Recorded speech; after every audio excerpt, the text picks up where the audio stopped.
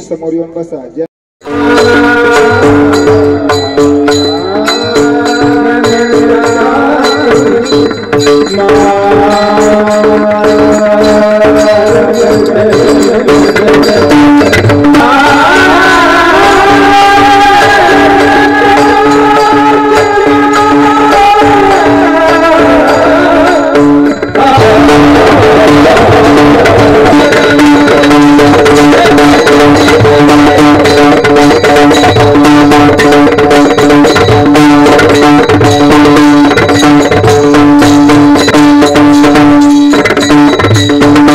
संसार जे ध्यात्यंतरे नारायण नारायण गाय नारायण ध्याय धन्य त्या सीमाय प्रसवली प्रसवली तया कुळाचा उद्धार तो करे निर्धार नामा मने नारायण गाय नारायण ध्याय धन्य त्या सीमाय प्रसवली पांडुरंगा करू प्रथम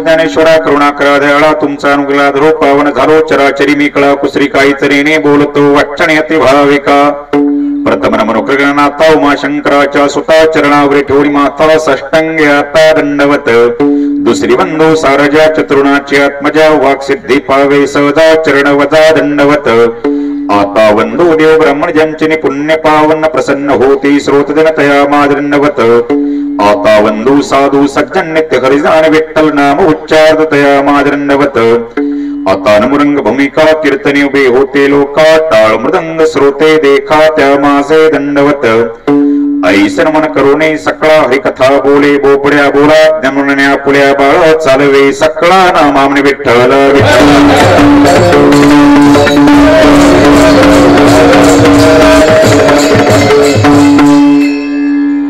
धन्य महाराज जन्मले संसार जे ध्यात्यंतरे नारायण नारायण गाय नारायण ध्याय धन्य त्या सीमाय प्रसवली. प्रस्तुत कीर्तनोपी सेवेकरिता निवडलेला अभंग यच्चे अवजड जीवांचा उद्धार करण्याकरिता आपला ध्येय खंड दिदविणारे भगवंताचे लाडके युगानुयुगीचे प्रेमी भक्त संत शिरोमणी नामदेव महाराज यांचा आणि बहुतेकांच्या परिचयाचा. अभंगावर बोलण्यापूर्वी थोडासा परिहार. कशानिमित्त कीर्तनाचा कार्यक्रम इथं बसलेल्या भाविकांना या गोष्टीची पूर्ण कल्पना आहे, तरी पण सांगणे हे वक्त्याचा आद्य कर्तव्य ठरत. या न्यायानं जे परमार्थ प्रेमी देशभक्त दत्तात्रय भाऊ मुंगसे यांच्या या अभिष्ट चिंतन सोहळ्यानिमित्त त्यांच्या आई वडिलांचा मातृपितृ श्रुण सोहळा आणि आई वडिलांच्या या पूजनाचं निमित्त औचित्य साधून घडून आलेला हा दिव्य आणि भव्य सोहळा श्री फक्कड लहानू मुंगसे सो सुलोचना फक्कड मुंगसे या मातृ आणि पितृ या आई वडिलांप्रती ऋण व्यक्त करावं या पवित्र हेतूने अभिष्ट चिंतनाला वाढदिवसाला त्यांनी हा भव्य आणि दिव्य असा कार्यक्रम आखला.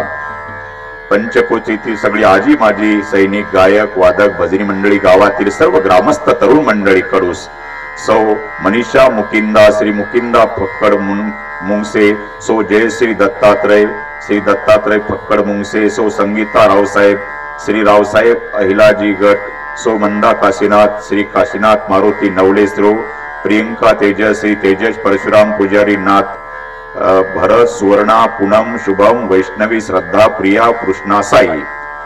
आणखी काही या मंडळी असतील परिवारातील, आणखी काही लांब लांबून आलेले सगळे जाणते पारमार्थिक असतील, त्यांचा हा मुंगसे परिवार असेल, त्या परिवाराला मी धन्यवाद देतो. लांब लांबून आलेले सगळे जाणते पारमार्थिक गायनाचार्य महाराज, विणेकरी, भालदार, चोपदार, मृदंगाचार्य, कुणाचे नाव जरी माहिती नसेल तरी सर्व आदरणीय आहात. ते गणेश महाराज असतील, त्यांचे विद्यार्थी वर्ग असतील, भालदार, चोपदार, लांब लांबून आलेले सगळे जाणते पारमार्थिक, प्रथमतः येथील गुणीजन आणि महाराज मंडळींना नारदाच्या गादीवरून मनोभावे वंदन करतो.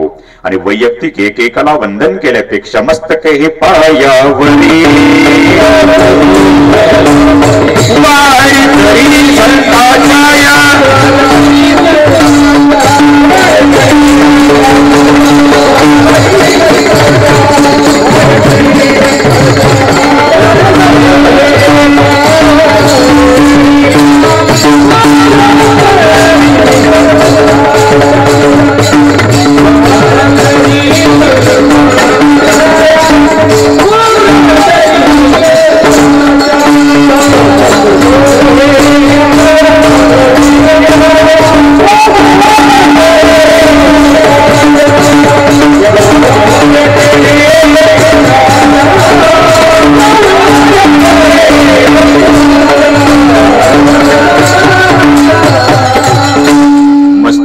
पायावरी वारकरी संताच्या.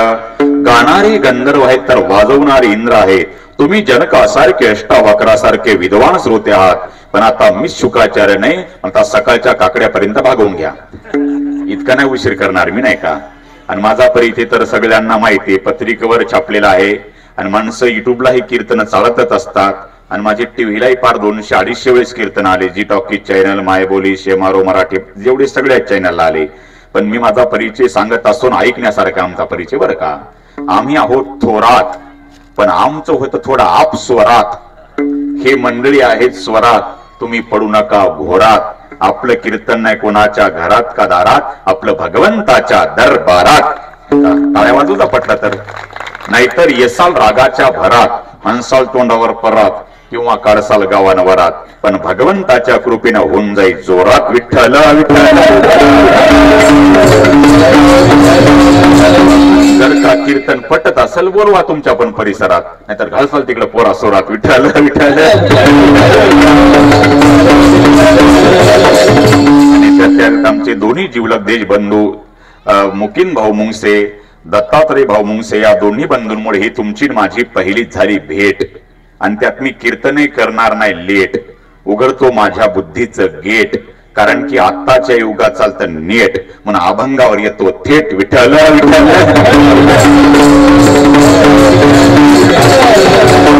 माणसं हसायला म्हणजे कीर्तन पटायला, नाही का. आता काही बोलत तरी माझ्या बोलण्याचा राग तुम्हाला येणार, आला तरी काय करता म्हणा. भगवान परमात्म्याच्या कृपेनं तुमचे पाठ आहे ज्ञानेश्वरी गाथे. कीर्तन ऐकण्यासाठी उत्सुक आहे तुमचे माथे, पण कीर्तन सुटल्यावर ना तांदळाचे 2-4 पोते. विठ्ठल विठ्ठल.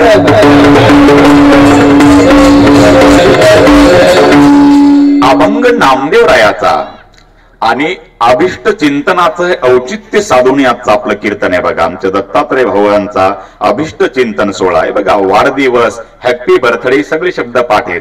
पण अभिष्ट चिंतन सोहळाच का, अभिष्ट चिंतन सोहळा याचं नाव काय, अभिष्ट चिंतन म्हणजे काय.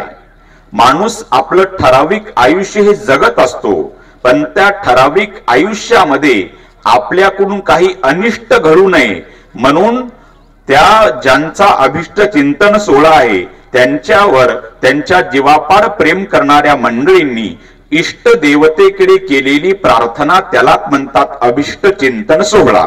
म्हणून एका गोष्टीचा शेवट आणि दुसऱ्या गोष्टीची सुरुवात हा प्रसंग जसा मंगल मानला गेलेला आहे, नाही का. जसं ज्ञानोबारांनी ज्ञानेश्वरीचा शेवट आणि पसायदानाची सुरुवात, ते पसायदान जगात मंगल ठरल्या गेलं.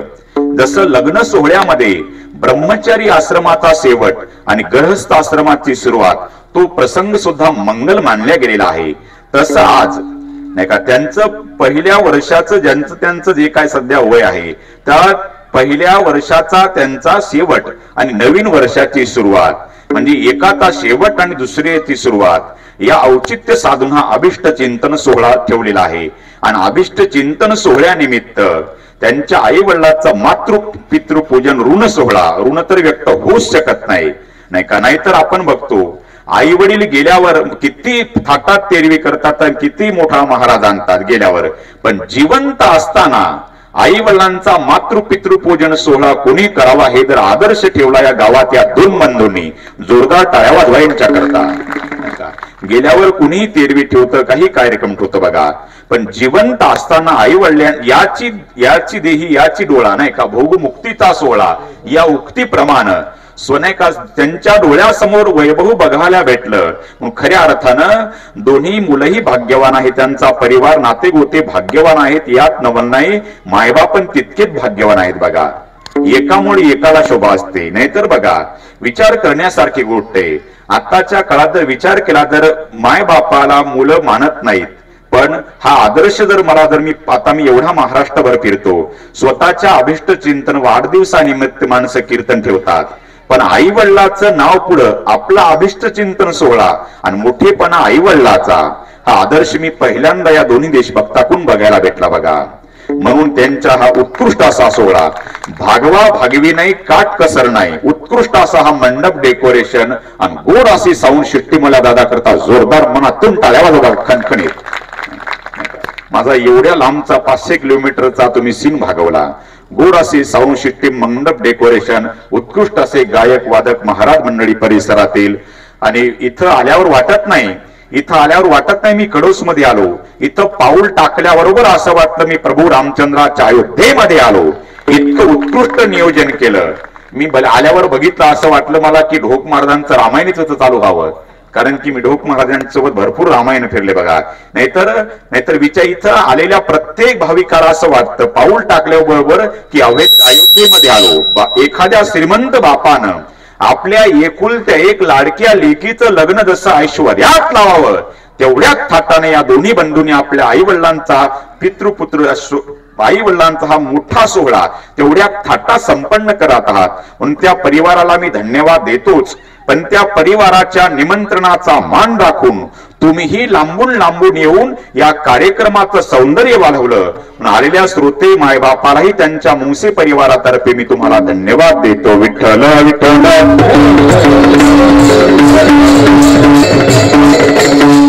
इथं आल्यावरही वातावरण बघून वाटत नाही की एक दिवसीय कार्यक्रम आहे.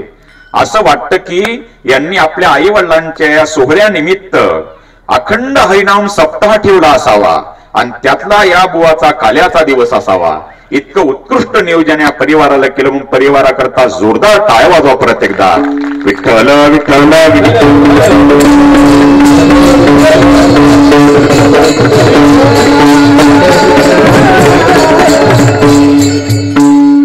आणि जो मी अभंग निवडला त्या अभंगातही नाही का ते म्हणले, महाराज आमचं काही सांगू नका, आई वडिलावर बोला. पण नुसतं आई वडिलावर नुसते जर गुलाबजाम खाल्ले तर ते बाकीचे नाही का ते त्यालाही अर्थ नाही. म्हणलं मी बरोबर माझ्या पद्धतीने सांगतो. नाहीतर 2 तास जर नुसते आई वडील साहेबा आता इथं गुलाबजाम केले, नुसतेच गुलाबजाम खाल्ले तर नाही का डायबिटीस होणार. थोडं नाही का मीठ पाहिजेत, थोडी चटणी पाहिजेत, थोडी जिलेबी पाहिजेत, नाही का थोडी चपाती नाही का. तसं सगळं आई वडील सांगतो, अभंगही सोडवतो, त्याच्या बाहेर मी बोलणार नाही. कारण की मी 3 गुरुकडे शिकलो बाबा. गुरुवारी अर्जुनजी महाराज लाड गुरुजीकडे मी 5 वर्ष होतो भारतानंद स्वामीजीच्या आश्रमात. तिथेही माझं व्याकरण बार झालं. आताच्या काळात व्याकरण आता शिकरण पडतं. तिथे 5 वर्ष काढले. आळंदीला शंकरजी महाराज पांचाळ गुरुजीकडे 5 वर्ष. आळंदीला 12 वर्ष राहिलो मी. आता 2 वर्षापूर्वी गावाकडे गेलो. पण आपल्या नावावर सिक्का बसता ढोक महाराजांचा आवाजामुळे. पण ढोक महाराजांच्या भाषेत सांगायचं झालं, कीर्तनकाराचा अभंग असा गणितासारखा सुटला पाहिजे. आणि लाड गुरुजींच्या भाषेत सांगायचं झालं म्हणजे कीर्तनकाराच्या एका अभंगाच्या शब्दाचा पोस्टमॉर्टम झाला पाहिजे. विठ्ठल विठ्ठल.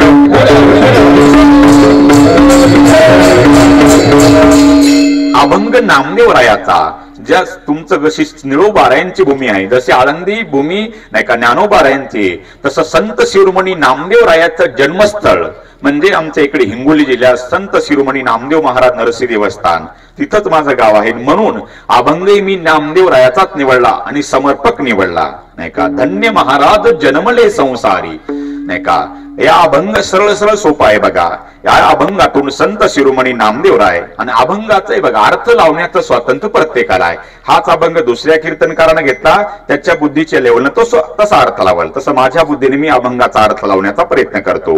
या अभंगात धन्य महाराज जन्मले संसारी जे ध्याते अंतरी नारायण, पहिल्या चरणात नामधारकाच्या मातेला धन्यता दिली. धन्य महाराज जन्मले संसारी जे ध्याते अंतरी नारायण, पहिल्या चरणात नामधारकाला धन्यता दिली. दुसऱ्या चरणामध्ये नामधारकाच्या मातेला धन्यता दिली. नारायण गाय नारायण ध्याय, धन्य त्यासी माय प्रसवली. आणि शेवटच्या तिसऱ्या चरणामध्ये अख्ख्या कुळाला धन्यता दिली. प्रसवली तया कुळाचा उद्धार, तो तरी निर्धार नामामाने. सोपा अभंग, काळजी करू नका. इथं कीर्तन सुटलं की कुणी या अभंगावर कीर्तन करावं, इतकं सोपं तुम्हाला सांगतो बघा. विठ्ठल विठ्ठल. अभंग नामदेवरायाचा एक लक्षात घ्या बघा. अति परिचय झाला की एखाद्या व्यक्तीचं स्थानाचं महत्व कमी होतं. अति परिचयामुळे सूर्याचं महत्व कमी झालं. का? सूर्य दररोज निघतो, सूर्याची कोणी आरती करत नाही. चंद्र फक्त महिन्यातून एकदाच येतो, चतुर्थीला पौर्णिमेला. मग त्या माता मावल्या आरती करतात. का? महिन्यातून एकदाच येतो म्हणून त्याची आरती करतात, नाही का ते. आणि आपल्यापेक्षा माता मावल्यांना जास्त माहिती. ते चतुर्थीचा चंद्र सांगितला असतो 9 वाजताचा, आणि यांची घाई 8 वाजल्यापासून. निघला का ग चंद्र? एक म्हणते नगर कोण निघला, एक म्हणते इकडून पाडलिक. इतकं घाई का होते? का? महिन्यातून एकदा येतो म्हणून त्याची उत्सुकता होते. सूर्य दररोज निघतो, सूर्याची कोणी आरती करत नाही. म्हणून हिवाळ्याच्या दिवसात सकाळी 8 वाजता ऊन बरं वाटतं, पण तेच ऊन उन्हाळ्यात 8 वाजता पडलं तर डोकं उठतं. का? सूर्य दररोज निघतो. अति परिचयामुळं तिथं सूर्याचं महत्व कमी झाल्या गेलं. यातही नवल नाही. अति परिचयामुळं काल्याचं पण महत्व लोकांनी कमी केलं. तर पूर्वीचे काल्याचे कीर्तन 10-5 खेड्यातली पब्लिक जमायची काल्याच्या कीर्तनाला. आता तसं नाही. आता काला झाला म्हणजे हाला, आणि काला झाल्यावर जर परत महाराज गावात आला तर का आला? इतका दर्जा का खाली आला? अति परिचय झाला. अति परिचय इथं काळ्याचं महत्व कमी केलं लोकांनी. अति परिचयामुळे सूर्याचंही महत्व कमी झालं, यातही नवल नाही. अति परिचयामुळं कोरोनाचं पण महत्व कमी झालं. आता कोरोनाचं नाव नाही, आडनावही कोणाला माहिती नाही. आणि त्या कोरोनाचा का कोरोनाचा अति परिचय झाला, कोरोनाचं महत्व संपून गेलं. नाहीतर त्या कोरोनाच्या टाइम मध्ये माणसं इतके घाबरायचे, खोकलायला घाबरायचे. कारण की खोकला की ठोकलाच, बरोबर आहे का नाही? खोकलाला घाबरायचे. नाहीतर मी विचार करा, त्या कोरोनाच्या टाइम मध्ये काही मुलांनी आई वडिलांची इतकी सेवा केली. काही वयस्कर व्यक्तीला, म्हातारीला आयुष्यात आणखी काहीला कोरोना काय भानगड माहिती नाही. इतकी आई वडिलांची मुलांनी सेवा केली कोरोनाच्या टाइम मध्ये. काहींना आणखी माहित नाही कोरोना काय भानगडे.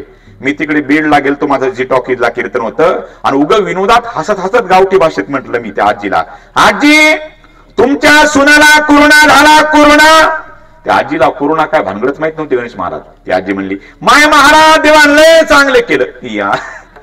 10 वर्ष झालते महाराज तिच्या लग्नाला, तिला काही लेकरू बाळ नव्हतं. आता काय लेकरू झालं म्हणलं म्हणजे कोरोना काय भानगड आणखी काही कायला मिळणार नाही.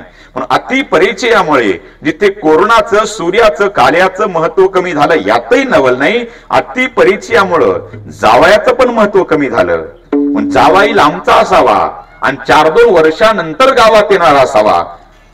मग बघा तो जावयाचा थाट, जावयाला माझा. सासू फक्त नाचायची शिल्लक राहते. इतका आनंद होतो. नाकाचा मोती ठेवी गव्हाण परी जावयाचा राखी मान. पण तो जावाई लांबचा असला पाहिजे आणि 4-2 वर्षानंतर गावात येणारा असला पाहिजे. इथं गावातल्या गावात तर जर जावई असेल आणि सासूच्या घरी दिवसातून 4-4 चक्रा घालत असेल तर तीच सासू एक दिवस वैतागून म्हणते, इकडे रे जावया. काय ती तांबडी भात घेऊन तेवढी लावणं झाला. इथला दर्जा का खाली आला? अति परिचय झाला. विठ्ठल बघा, इथे असल एखादा बिचारा जावाई. हे बघा, पण आमच्या कीर्तनातील दृष्टांत म्हणजे रेडीमेड कापड दुकानातले कपडे. कुणाच्या मापाचा ड्रेस शिवलेला नसतो. ज्याच्या मापाला आला त्यानं ड्रेस घालायचं आणि पैसे देऊन निघून जायचं. आता इथं एखाद्याच्या मापाला ड्रेस फेस येत असेल आणि नेमका जावाई जर कीर्तनात बसला असेल, त्याला मी तरी काय करू? विठ्ठल विठ्ठल.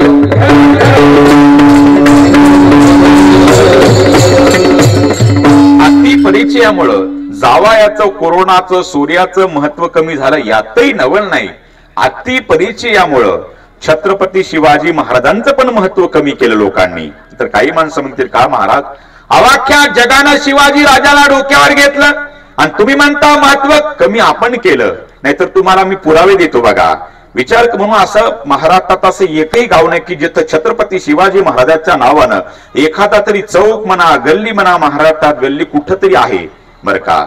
जर छत्रपती विचार करा जर आपल्याला जर महत्व असतं कल्पना करा आपण छत्रपती शिवाजी महाराजांच्या चौकामध्ये उभे आहोत आणि तितक्यात आपल्याला फोन यावा समोरच्यानं विचारावं कुठे आहेस रे तू. ते काय म्हणतं मी का शिवाजी चौकात आहे शिवाजी चौकात. जसा याचा नातूच आहे छत्रपती शिवाजी राजांच्या चौकामध्ये असं म्हणायला पाहिजेत. एकेरी भाषेत म्हणायला नाही पाहिजेत. म्हणून बरं का नाही तर याच्यापेक्षा दुसरं सांगतो तुम्हाला नाही का प्रत्येकाच्या 99% 90% प्रत्येकाच्या मोटरसायकलवर कारवर म्हणतो शिवाजी राजाचा फोटो आहेच. जर शिवाजी राजाचं जर आपल्याला महत्व असतं ती गाडी धाब्यावर गेली नसती का. अति परिचय झाल्यामुळं शिवाजी राजाचं महत्व आपण कमी केलं. ज्या दिवशी शिवाजी महाराजांची जयंती त्या दिवशी शिवाजी राजाचा फोटो आपल्या समोर ठेवायचा हार घालून शिवाजी राजाच्या चरणावर डोकं टेकवायचं आणि आपले दोन्ही हात आपल्या दोन्ही खिशात घालायचे. मी म्हणत नाही पैसे काढायचे मग आपल्या खिशातले व्यसन काढायचे आणि शिवाजी राजाच्या पायावर टेकवायचं राजे मी मेलो तरी चालेल पण आयुष्यात कधी व्यसन करणार नाही. याला म्हणावं खरी शिवजयंती साजरी करणे. बघा धन्यवाद. तुम्ही शिवाजी राजाचं नाव घेतल्यावर टाळ्या वाजवल्या मला आनंद वाटला. शिवाजी राजाचं नाव घेतल्यावर टाळ्या वाजल्याच पाहिजेत यात नवल नाही. इतकंच नाही तर आपल्या अंगावर काटा उभा राहायला पाहिजेत आणि ज्याच्या अंगावर काटा उभा राहत नसल त्याचा सगळ्यांनी मिळून काटा काढला पाहिजेत. विठ्ठल विठ्ठल.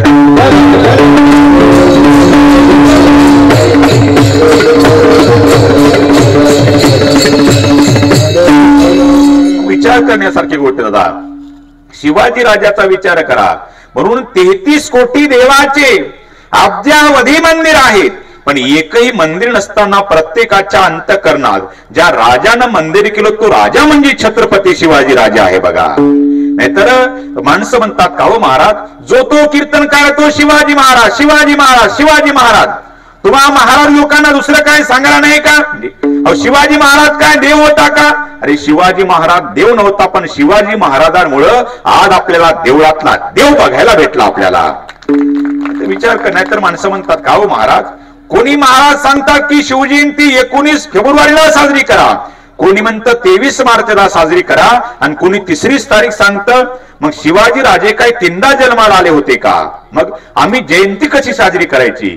मी सांगतो तशी जयंती तुम्ही आजपासूनच साजरी करा. बघा छत्रपती शिवाजी राजाची जयंती तुम्ही 19 फेब्रुवारीला साजरी करू नका आणि 23 मार्चला साजरी करू नका. मग अरे माझ्या राजाची जयंती दररोज साजरी केली तरी कमीच आहे बघा.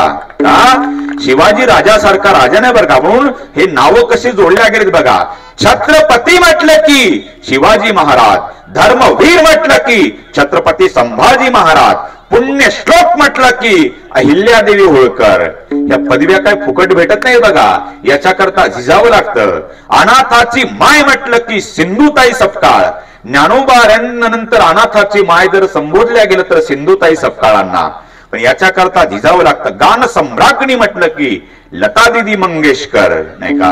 हे विचार करण्यासारखी गोष्ट आहेत बघा. पण या छत्रपती शिवाजी राजाचं महत्व आपल्याला नाही परदेशातल्या लोकांना शिवाजी राजे कळाले पण आपल्याला नाही कळाले.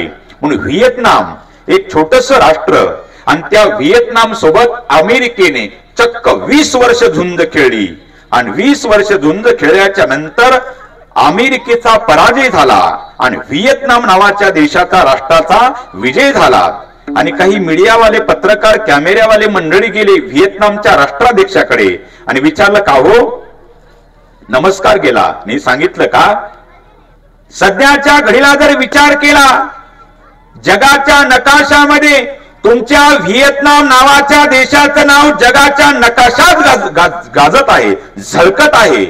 अमेरिकेसारख्या बलाढ्य विकसित देशाला तुम्ही 20 वर्ष झुंज खेळून त्यांना मेटाकुटीला आणलं, त्यांना हरवलं, त्यांचा पराजय झाला, तुमचा विजय झाला. याचं कारण नेमकं काय. त्यावेळेस व्हिएतनामच्या राष्ट्राध्यक्षाच्या डोळ्याला धारा लागल्या.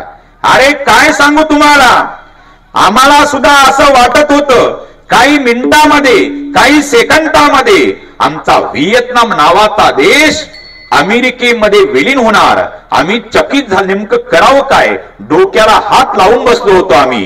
पण त्या संकटाच्या काळामध्ये, त्या दुःखाच्या काळामध्ये माझ्या हातामध्ये एका पानाचं चरित्र लागलं गेलं आणि त्या चरित्रात असं वाचल्या गेलं, मुठभर मावळे हातात धरून जगावर राज्य करणारा एकच राजा, तो राजा म्हणजे छत्रपती शिवाजी राजा.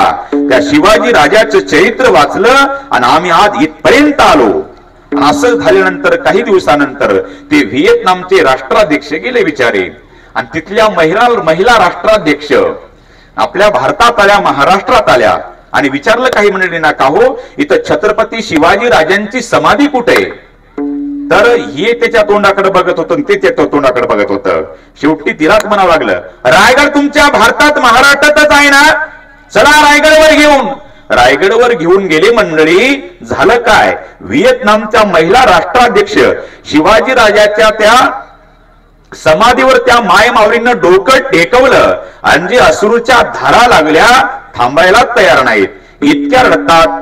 त्या समाधीचा अभिषेक त्यांनी आपल्या अश्रूने केला. व्हिएतनामच्या महिला राष्ट्राध्यक्षांनी विचारलं काही आपल्या मंडळींनी, का हो सध्या या जगाच्या घडीवर विचार जर केला तर अमेरिकेसारख्या बलाढ्य विकसित देशाला तुमच्या व्हिएतनामनं 20 वर्ष झुंज खेळून शेवटी तुमचा विजय झाला आणि तुम्ही इकडे महाराष्ट्रात शिवाजी राजाच्या समाधीवर डोकं टेकवलं, याचं कारण काय? तिनं सांगितलं, बाबा की एका पानात आम्ही चरित्र वाचल्या गेलं तर आज आम्ही अमेरिकेला हरवलं. ते आम्हाला माहितीये. त्या दिवसापासून मला वाटत होतं असा शिवाजी राजा असा होऊन तरी कसा गेला हे बघण्याकरता मी इथपर्यंत आले. आता माझं जीवन धन्य झालं. शिवाजी राजाच्या समाधीवर डोकं टेकवलं असा राजा मी पहिल्यांदा बघितला. पण जाऊ द्या, शिवाजी राजे समोरासमोर बघायचं माझं भाग्य कमी होतं, पण शिवाजी राजाच्या समाधीवर डोकं टेकवलं, आज माझं जीवन धन्य झालं. ते पालाळ नका लावू, मुद्द्याचं बोला. म्हणजे अहो तुम्ही इथपर्यंत आल्या आणि रडत त्या माय माऊलीनं शिवाजी राजाच्या समाधीवरची मुठभर माती घेतली आणि आपल्या पर्स मध्ये टाकली. विचारलं मंडळीने, अहो तुम्ही इथपर्यंत आल्या ठीक आहे, पर्स मध्ये माती कशाला टाकली? अरे आम्ही एका पानाचं चरित्र, हे पाठ झालं आम्हाला, ही माती कशाला टाकली सांगा. अरे आता ही मुठभर माती मी कशाला पर्स मध्ये टाकली याचं उत्तर आहे का? आता ही मी मुठभर माती माझ्या व्हिएतनाम नावाच्या देशामध्ये मिसळवणार आणि असे हजारो छत्रपती आमच्या इकडे जन्माला येणार. हे जर शिवाजी राजे आज आमच्याकडे असते तर आज आम्ही अमेरिकेवर नाही जगावर राज्य गाजवलं असतं. आणि छत्रपती शिवाजी राजांच्याच रूपामध्ये नाही का आमचे देशभक्त कार्य करत आहेत ना मावळे.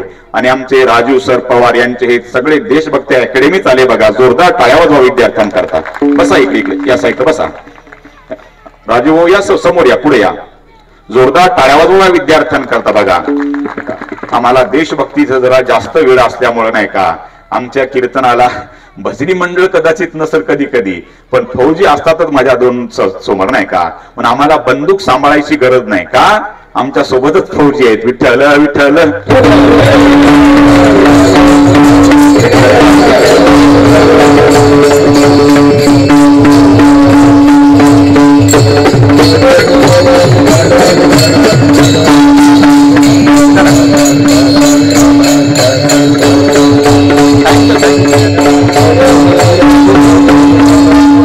त्याचं कार्य जसे शिवाजी राजांकडे मावळे होते तसे आमचे देशभक्त राजू भाऊ पवार यांच्या ह्या अकॅडमी मधले सगळे छत्रपती आहेत आणि ह्या जिजाऊमाई साहेब आहेत नाही का.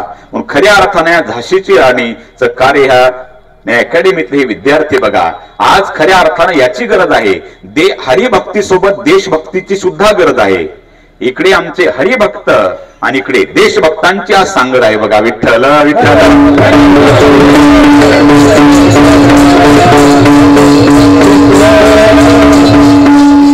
शिवाजी राजांचा विचार करा दादा हो. म्हणून ज्याला स्त्री मैत्रीण म्हणून कळाली, ज्याला स्त्री मैत्रीण म्हणून कळाली तो राधेचा श्याम झाला. ज्याला स्त्री पत्नी म्हणून कळाली तो सीतेचा राम झाला. ज्याला स्त्री बहीण म्हणून कळाली तो मुक्ताईचा ज्ञानोबा झाला. आणि ज्याला स्त्री आईच म्हणून कळाली तो जिजाऊचा शिवबा झाला. विठ्ठल विठ्ठल विठ्ठल.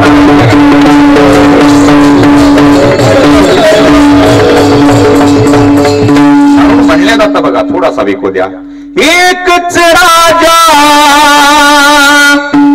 इथे जन्मला शिवनेरी किल्ल्यावर, माझ्या राजाचं नाव गाजते किल्ल्याच्या गजरावर, शिवरायाचं नाव.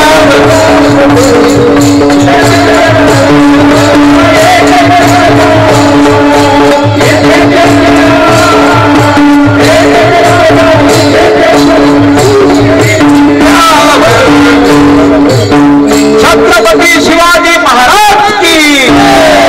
माझ्या राजाचं, माझ्या राजाचं, माझ्या देवाचं, माझ्या राजाचं नाव गाजते गडे.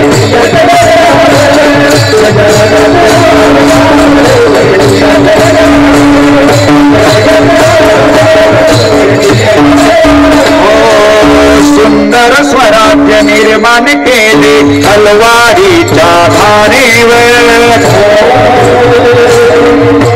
सुंदर स्वराज्य निर्माण केले तलवारीच्या धारेवर. साठी वार खेळले आपल्या निधड्या छातीवर.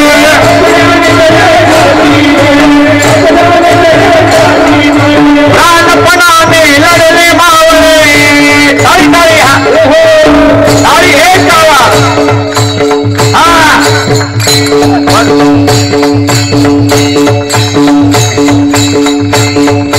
प्राणपणाने लढले मावळे भरोसाच्या राजावर. प्राणपणाने लढले मावळे भरोसाच्या राजावर. छत्रपती शिवाजी महाराज की. माझ्या राजाचं, माझ्या देवाचं, माझ्या राजाचं नाव गाजते किल्ल्याच्या गजरावर.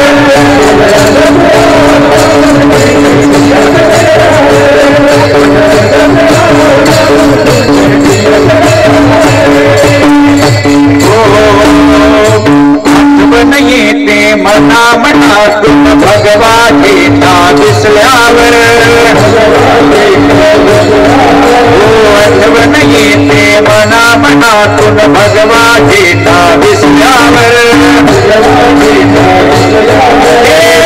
पासना धर्म मागला सगळा माणुसकीवर.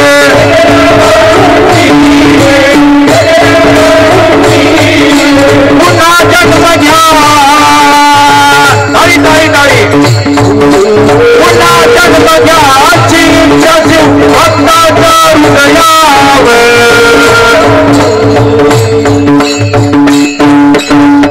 छत्रपती शिवाजी महाराज की.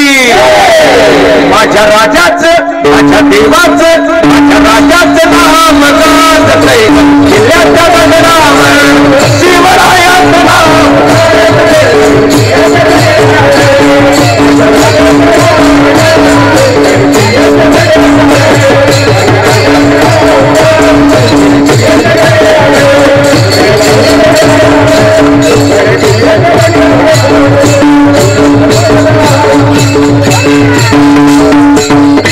छत्रपती शिवाजी महाराज की. आणि शिवजयंती पण साजरी, बरोबर आहे का नाही? पण खऱ्या अर्थानं बघा, पण अति परिचयामुळं शिवाजी राजाचं महत्व कमी झालं का? जर शिवाजी राजांचं मी सांगून गेलो महत्व असतं तर आपल्या गाडीवर जर फोटो शिवाजी राजाचा, ती गाडी धाब्यावर गेली नसते. अरे ज्या शिवाजी राजांना सुपारीच्या खंडाचं ज्यांना व्यसन नाही आणि त्यांच्या पुढे आपण त्यांच्या जयंतीला दारू पिऊन डिस्को डान्सच्या तालावर जर नाचत असेल तर ती शिवजयंती खरी साजरी कशी होईल? म्हणून शिवाजी राजाच्या जयंतीच्या दिवशी, त्या दिवशी काय करायचं नाही का, डिस्को डान्स डीजेच्या तालावर नाचण्यापेक्षा शिवाजी राजांचे विचार वाचून साजरी करणं चांगली गोष्ट आहे. बघा आज याची खरी गरज आहे. पण अति परिचयामुळे शिवाजी राजांचं महत्व कमी झालं, यातही नवल नाही. अति परिचय मी सांगून गेलो, कोरोनाचं, जावयाचं, सूर्याचं महत्व कमी झालं, यातलं नाही. आता आपल्या मुद्द्यावर या. अति परिचय झाल्यामुळे गणेश महाराज या नरदेहाचं महत्व पण आपल्यामधून कमी होऊन गेलं. पण काहींना नरदेही मिळाला तर काहींना कळाला, काहींना कळाला तर काहींना मिळाला, काहींना कळालाही मिळालाही, काहींना कळाला नाही मिळाला नाही. तुम्हा आम्हाला नरदेही मिळाला पण आपल्याला कळाला नाही. वास्तविक पाहता देवाने आपल्याला नरदेह कशा करता दिला? देवे दिला देह, देह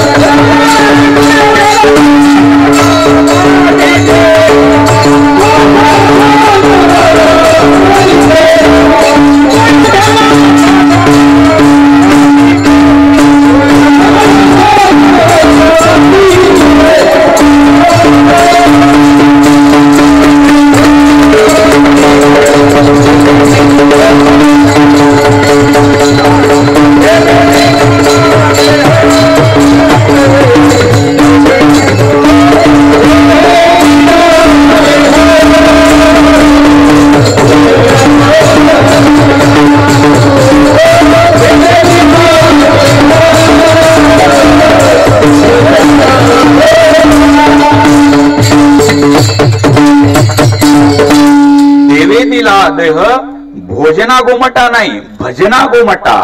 भजना करता आपल्याला नरदेह दिला.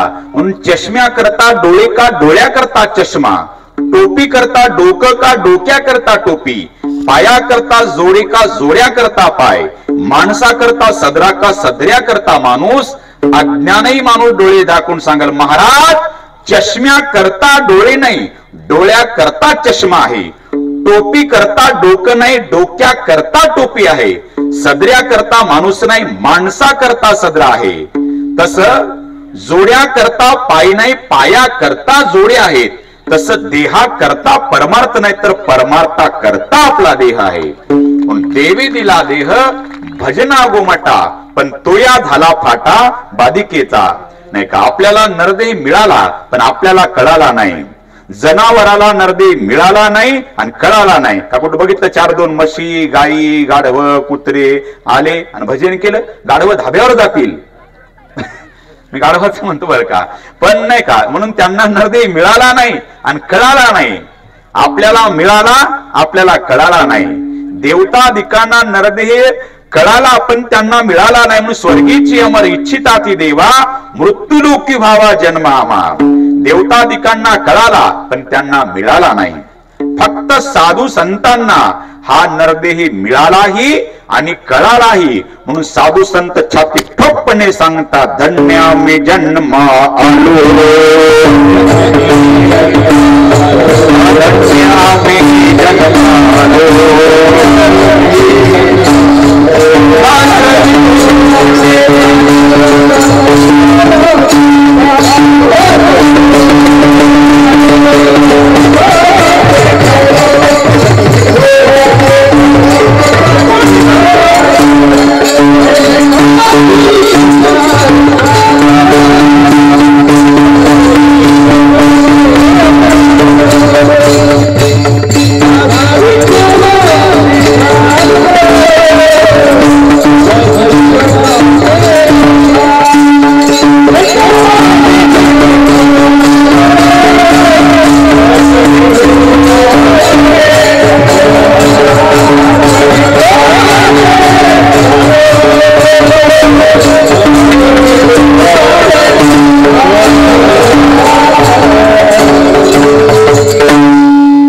साधू संत छाती ठोकपणे सांगतात, धन्य आम्ही जन्म आलो आणि दास विठोबाचे झालो. नाही का? म्हणून विचार करण्यासारखी गोष्ट आहे. जो नरदेह आपल्याला मिळाला, आपल्याला कळाला नाही. साधू संताला मिळालाही आणि कळालाही. कोणता नरदेह? ज्या नरदेहा करता देव इच्छा प्राप्त करता स्वर्गीचे अमर इच्छिता ती देवा, मृत्यूलोकी व्हावा जन्मामा. देव इच्छा प्राप्त करतात की आम्हाला नरदेह भेटावा. कशा करता? नारायण नामे हो जीवन मुक्त, कीर्तनी अनंत गाव घेते. आम्हाला जर देव विचार करतात, आम्हाला जर नरदेह भेटला तर आम्ही या नाही का की स्वर्गीची अमर इच्छिता ती देवा मृत्यूलोकी व्हावा जन्मामा कशा करता नारायणाचं नामस्मरण करण्याकरता. पण तो नरदेव देवतांदिकांना भेटत नाही. तोच नरदेव साधू संतांना भेटतो आणि ते साधू संत अखंड नारायणाचं ध्यान करतात आणि त्या साधू संताला नामदेवराय अभंगाच्या चरणा पहिल्या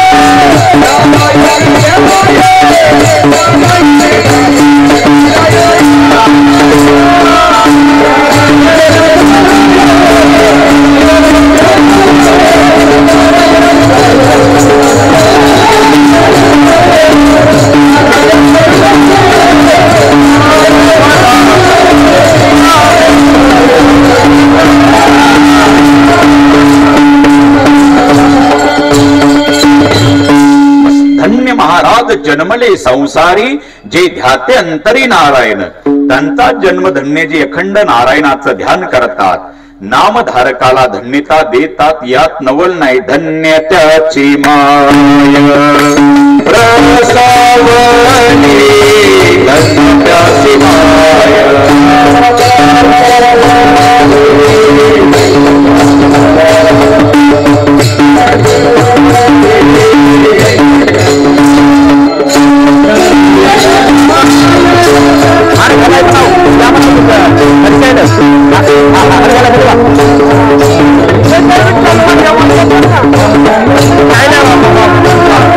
काय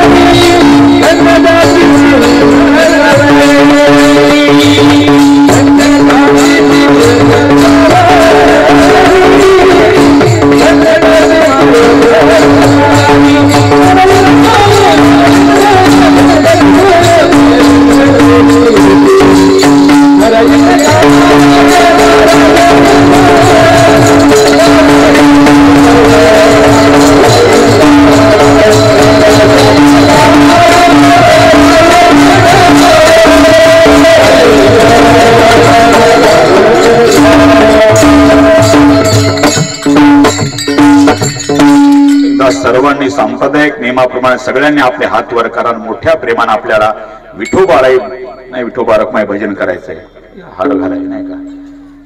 एकदा सर्वांनी आपले हात वर करा, मोठ्या प्रेमाने हाताना टाळ्या आणि तोंडानं जांभाळ्या.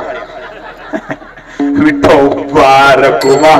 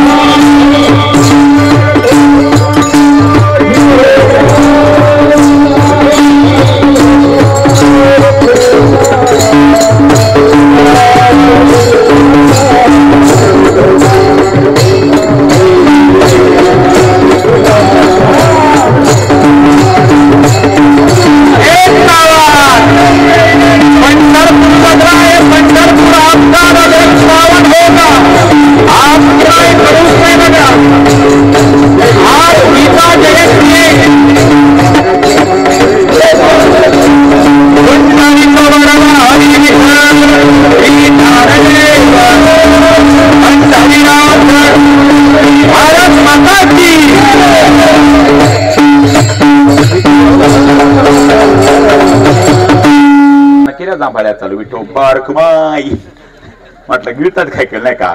कीर्तनात टाळी वाजलीच पाहिजे बघा. कीर्तनात टाळी वाजल्याच्या नंतर आपलं पाप जातं. एक बहादर उठला कुठं जातं म्हणजे जे वाजवत नाही त्याच्या डोक्यावर जातं. एक म्हणला हे नाही पटलं म्हणजे दुसरं सांगतो मग. चाय की शोभा प्याली से, चाय की शोभा प्याली से, भोजन को शोभा थाली से, बगीचों को शोभा माली से, झगड़ों की शोभा गाली से, फौजी की शोभा गोली से, ससुराल को शोभा साली से और कीर्तन को शोभा टाली से. विठ्ठल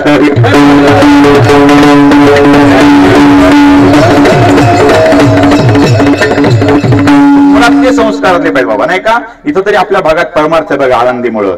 काही काही भागात कीर्तन नाही, भजन नाही, कशाचा कशाला मिळत नाही. एका ठिकाणी गेलो तिकडं ज्या भागाला नाव नाही तिकडं चहा प्यायला गेलो, महाराज चला चहा प्यायला. चहा प्यायला गेलो, बिचारे दोघं पती पत्नी पाया पडले. दोघांनी 500 दक्षिणा पण दे बर का. उग केला इशारा जाता जाता. हे बघा भागाभागातली पद्धत हे बघा बाबा. इकडची पद्धत मला माहित नाही गणेश महाराज. आमच्या भागात अशी हिंगोलीला पद्धत आहे, कीर्तन सुटलं की महाराजाच्या पाया पडणे आणि सगळे खिशे मोकळे करणे. अशी पद्धत तुमच्याकडे आहे का? नाही का? मग आजपासून चालू करा, चांगली पद्धत आहे. आता माता मोहल्या मंत्री काही आणलं नाही, पण काळजी करू नका. मी सोनं चांदी मणी काही घेतो, तसं काही अडचण नाही. माझं कीर्तन होतं बारामतीला, एक आजीला इतकं आवडलं, त्या आजीनं 1.5-2 लाखाचा नेकलेस घेतला आणि माझ्या पायावरच अर्पण केला. मी डायरेक्ट आमची हिंगोली गाठली. हिंगोलीला गेलो आणि तिथला आमचा व्यापारी सोन्या चांदीचा नागेश आप्पासाहेब म्हणलं भाऊ बघा बरे किती येतात. म्हणजे महाराज कुठे गेले होते? म्हणलं मी कडूसला. आज मला डुप्लिकेट फसवलं होतं महाराज. दोघं पती पत्नी पाया पडले, पण लेकर लय बिलिंदर महाराज, लेकर लय आगाव. हे बघा अशी लेकरं बघितली की कुणाला वाटतं आपलं निघावं गाणार, पण आपलं नेमकं निघतं येणार. इथंच पालट होतंय नाही का? लेकर एक तर मी चालू कीर्तनात उठलं, चालू कीर्तनात एकानं पुडी फोडली. मला कीर्तनात पुडी खातो का? बापाला भेट नाही तुला भेटो का म्हटला. आता काय हाणतू म्हणलं मला. तितक्यात त्याचा बाप आला आणि त्यानं पुडीचा हात माग केला. म्हणजे आता कसा बापाला भेला? बापाला नाही बेलो म्हटलं. मग ते आलं की यातली अर्धी हंत म्हटला. काय लेकरले कुणाच्या नादी लागो महाराज, पण लेकराच्या नादी लागू नये, येड्याच्या नादी लागू नये, पिदाड्याच्या नाही का. लेकर लय नमुने. एकानं माझ्या चालू रामायणात विचारलं, महाराज तुम्ही रामायण करता? हो बाबा, गुरुवर्य ढोक महाराजांच्या आशीर्वादाने त्यांच्या जागेवरही मी कीर्तन रामायणाचा योग आला. मग सांगा महाराज काय राम किती वाजता वनवासाला गेला होता? या आता हे कोणत्या ग्रंथात आलं म्हणलं? सोपं गणिती म्हणले महाराज. म्हणलं मला येत नाही. सोपं गणिती म्हणले महाराज, राम 9:15 वाजवासाला गेला. किती? 9:15. म्हणलं कोणत्या ग्रंथात आलं? ग्रंथ काय करता, फक्त माझ्याकडे बघा म्हणला.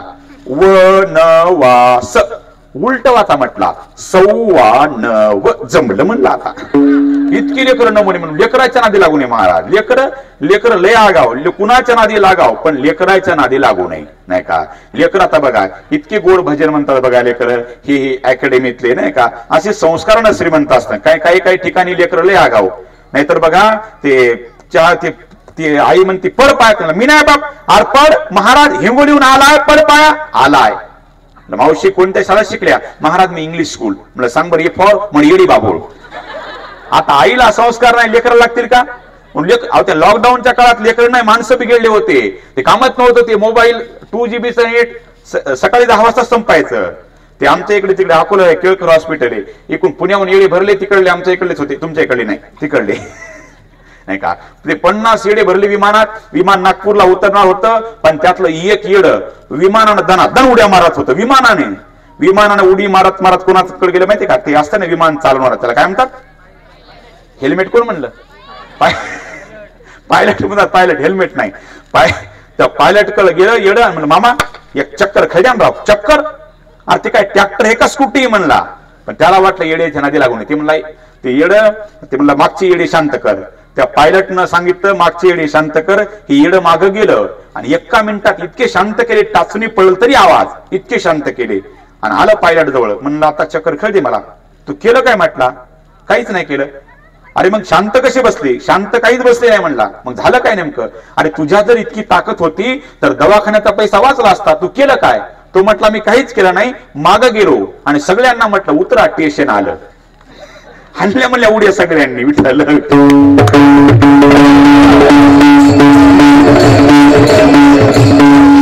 येडे झालते महाराज माणसं नाही का. त्या लॉकडाऊनच्या काळात कामच नव्हते, येडे झालते. काही ते समृद्धी महामार्गावरचे बघा, एका गुंठ्याला 2-2 गुंठ्याला 2-2 आणि 3-3 कोटी कितकाला पैसा भेटला. तिकडे बुलढाण्याकडे तिकडे त्या समृद्धी मार्गाने एक आजी, तिने आयुष्यात रुपया बघितला नाही, तिला 2 कोटी भेटले. आता त्या म्हातारीला सांगावं तर म्हातारी कार्यक्रम ओके होईल ना मग म्हातारीचा. मग माझ्यासारखा एक महाराज बघितला, म्हणजे महाराज तुम्हाला जरा बोलायची सवय असते, म्हणले तुम्ही आजीला सांगा की आजी तुम्हाला 2 कोटी भेटले, पण म्हातारी मरू नये एवढी कृपा करा. माझ्यासारखा एक महाराज गेला, आजी तुम्हाला जर 2 कोटीची लॉटरी लागली तर तुम्ही काय करणार? ती आजी म्हणली महाराज इथं कपाळाला लावायला रुपया नाही. तसं नाही आजी, समजा तुम्हाला 2 कोटी भेटले, तुम्ही काय करणार त्याचं? आजी म्हणली महाराज एवढ्या दुष्काळात आणि मला जर 2 कोटी भेटले तर अर्धे मी तुम्हाला देणार. महाराजच मेला.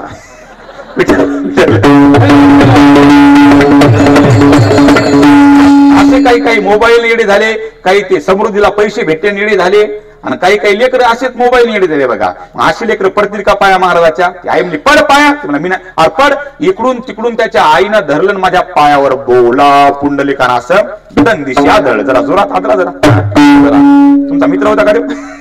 जसा आदळला, पप्पा गेले ड्युटीवर, मम्मी स्वयंपाकघरात, आता फक्त बैठकीत मीन बंड्या. इमानदारीने बघा घाम सुटला, म्हणला आता हनते आपल्याला. माझ्याकडे लाडोळी करून बघू लागलं. मी त्याला भेद म्हणलो, बंडू तू बोलणं कर म्हटला, तू जर माझा 9 वाजल्यापासून पटत नाही. मला आज आपली पुण्यतिथी झाली. आता एवढा दगड उचलला. मी त्या मावशीला आवाज दिला, म्हणलं मावशी, आमच्या गावाकडल्या भाषेत म्हणलं, अहो मावशी त्याचा दगड झाला मावशी, ते मला मारत बघा. माय महाराज ते तसंच बघा म्हणली. गेल्या वर्षी तुमच्यासारखे महाराज चहा प्यायला बोलवले आणि त्या बंडून मरस्तो आणली. आता मला काय हेल्मेट घालून येऊ? विठ्ठल विठ्ठल.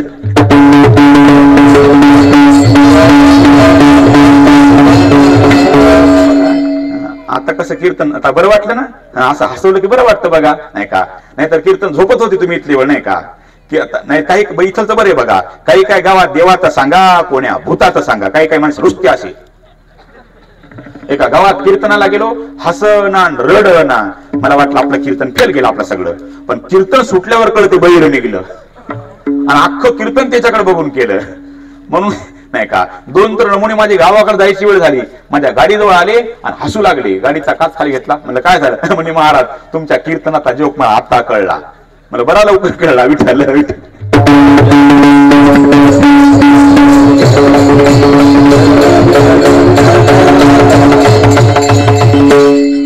विनोदाचा भाग्या सोडून आता गेल्या का झोपा तुमच्या नाही का. धन्य महाराज जन्मले संसारी, जे ध्याते अंतरी नारायण. नारायणाचं ध्यान करतात पहिल्या चरणात, दुसऱ्या चरणात नामधारकाच्या मातेला धन्यता देतात. नारायण गाय नारायण ध्याय, धन्य त्यासी माय प्रसवली. बर का, आईला धन्यता देतात. अनेक अभंगात अनेक धन्यता दिली. आपल्याला वेळ नाही तेवढी, मी असंच म्हणून प्रमाण तुम्हाला सांगतो बघा. इतकी धन्यता दिली का?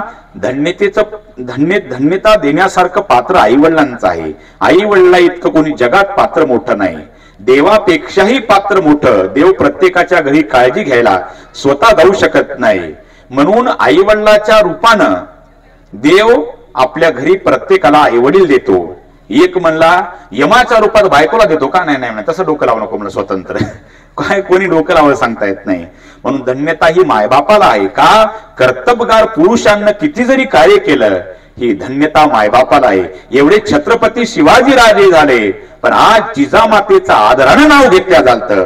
एवढे ज्ञानोबा आहे, पण नाही का आपुलिया हिता जो असे जागता, धन्य माता पिता तयाचिया. मायबापाचं पात्र जगात, मायबापाच्या पात्रा इतकं जगात पात्रच मोठं कोणतं नाही. नारायण गाय नारायण ध्याय, धन्य त्यासी माय प्रसवली. आई वडिलांनी इतकं जगात कोणी प्रेम करू शकत नाही बघा. आणि आई वडिलांचं काम काय आहे? आई वडिलांचं काम आहे संस्कार देणे, नाही का. आत्ताच्या काळात जर विचार केला नाही का, लेकरू व्हायच्या अगोदरच या शाळेत टाकणार का त्या शाळेत टाकणार, आताचा काळ अडाणी नाही बघा. म्हणून तुम्ही कोणत्याही शाळेतून कुठे त्याला पदवीधर करा, पण जेणेकरून त्याला संस्कार द्या बघा, नाही का. म्हणून मी नेहमी सांगत असतो, एखाद्या नाही का 1 वर्ष तरी आपल्या मुलाला एखाद्या वारकरी शिक्षण संस्थेत टाका, जेणेकरून या एखाद्या विद्यार्थ्यांना टाळ न वाजवता येऊ द्या, एखाद्यांना हरिपाठ न येऊ द्या, एखाद्यांना आयुष्यात भजन न म्हणता येऊ द्या, पण 100% सांगू शकतो ते आपल्या मायबापाला सांभाळल्याशिवाय राहणार नाही. पुन्हा संस्थेत कोणत्या तरी टाका बघा, नाही का. आणि 1 वर्ष तरी आपल्या मुलाला एखाद्या मिलिटरी अकॅडमीत टाका, का? जेणेकरून आपल्या देशावरची निष्ठा त्याला कळल. खऱ्या अर्थानं हरिभक्तीचं काम इकडे चालू आहे महाराजांच्या संस्थेमध्ये, गणेश महाराजांच्या. आणि देशभक्तीचं कार्य आमच्या राजे पवार, आमचे राजूभाऊ पवार यांच्या अकॅडमीत देशभक्तीचं कार्य चालू आहे. आज ही संस्काराची गरज आहे बघा. आज विचार जर केला, संस्कारानं श्रीमंत आपला भारत देश या जगाच्या पाठीवर शोधून सापडणार नाही. पैशानं स्वप्न आहे का? पैशानं जर बघितलं तर जगात भरपूर देश आहेत, पण संस्कृतीनं श्रीमंत आताही 2024-25 मध्ये भारत देशासारखा शोधून देश सापडणारा नाही. नाहीतर आपली भारतीय संस्कृती, आज बघा गीता जयंती आहे, आज गीतेचा जन्म झालाय. कुरुक्षेत्रावर भगवान श्रीकृष्णाने अर्जुनाला गीता सांगितली, पण ती गीता शाळेत आली तर महत्व आहे. ती गीता कोर्टात ठेवतात आणि जो कहूंगा सच कहूंगा, सच के शिवाय कुछ नाही कहूंगा. मी म्हणतो ती कोर्टातली गीता जर शाळेत नेली तर फार उपकार होतील सरकारचे. ज्याला गीता काय भानगडच माहिती नाही ते डायरेक्ट शपथ घेत. म्हणून ती कोर्टातली गीता शाळेत येणं गरजेचं आहे. जर शाळेत गीता आली तर गीतेचं ज्ञान भेटल, आणि गीतेचं ज्ञान भेटलं तर आपल्याकडून काही अपराधच घडणार नाही आणि कोर्टाची पायरीच रिंगायची गरज नाही बघा दादा. पण आज गीतेची जयंती आहे. अरे तुम्ही गीतेचं पुस्तक 2 रुपयाला 3 रुपयाला, निदान जास्तीत जास्त 5 ते 10 रुपयाला असेल. हे बघा, आपण सकाळ पेपर घेतला तर कोणताही पेपर वाचायला घेतला, वर्तमानपत्र, त्याचं महत्व कुठपर्यंत असतं? सकाळ पेपरचं महत्व दुपारपर्यंत असतं. दुपार झाली की तो पेपर नाही का कशालाही वापरतात. मग लेकराची सी असू द्या का काही असू द्या त्याला वापरतात. अरे सकाळचं महत्व दुपारपर्यंत आहे, पण आमच्या गीतेचं महत्व 5,500 वर्ष झाले तरी आळंदीला डोक्यावर घेऊन असतात. एवढं गीतेचं महत्व आहे बघा. पण आज गीता जयंती आहे आणि एकादशी या पर्व काळावर हा उत्कृष्ट असा सोहळा ठेवलेला आहे बघा. खऱ्या अर्थानं मायबापही तितकेच भाग्यवान आहेत आणि लेकरही तितकेच भाग्यवान आहेत. म्हणून संस्कार देणं फार गरजेचं आहे. नाहीतर एक घडलेली घटना सांगतो बघा. एकाला फासावर देण्यात आलं. फासावर देण्यात आल्याच्या नंतर त्याला विचारलं, अरे तुझी शेवटची इच्छा काय आहे? त्यावेळी त्यानं सांगितलं, माझी साहेब शेवटची इच्छा पूर्ण करणार तुम्ही. मग ज्या आईनं मला जन्म दिला त्या आईला मला भेटायची इच्छा आहे. असं झाल्याच्या नंतर त्यांनी बोलवलं, अरे आपल्याकडून काही चुकीनं याला आपण फासावर देत आहोत, म्हणून जाऊ दे आपण याची सगळं दप्तर तपासलं, पण जाऊ दे याला विलाद नाही, फाशी तर जाहीर झाली. मग आईला भेटायला आणू, काय संस्कार आहेत याचे. अहो माणसं म्हणतात की मला फाशीची शिक्षा देऊ नका, मला मुक्त करा, पण शेवटची इच्छेनं काय सांगितलं, ज्या आईनं मला जन्म दिला त्या आईला मला भेटू द्या. इतका आनंद वाटला. त्या आईला बोलवल्या गेलं. आई तिकडून येते आणि अख्खी सगळी पब्लिक बघते. आता आई मुलापर्यंत येणार, मुलगा आईपर्यंत येणार आणि मुलगा आईच्या पायावर डोकं टेकवणार आणि 2 माय लेकर एकमेकाच्या गळ्याला बिलगून रडणार. हे चित्र सगळ्यांनी रंगवलं होतं, तुम्ही सुद्धा रंगवलं, पण असं नाही झालं. आई तिथपर्यंत आली, मुलगा आईपर्यंत गेला आणि आईच्या पायावर न डोकं टेकवता मुलानं अशी बाई सारीन आईच्या खार दिशी खाली गेली. आई धार दिशी खाली पडली. आईच्या तोंडातून रक्ताची गुळणी बाहेर आली आणि रक्त पडल्याच्या नंतर धरलं काही नाही. अरे आम्हाला वाटलं आईचं दर्शन घेशील, तू आईच्या मुस्कानात मारतो, शोभते का तुला?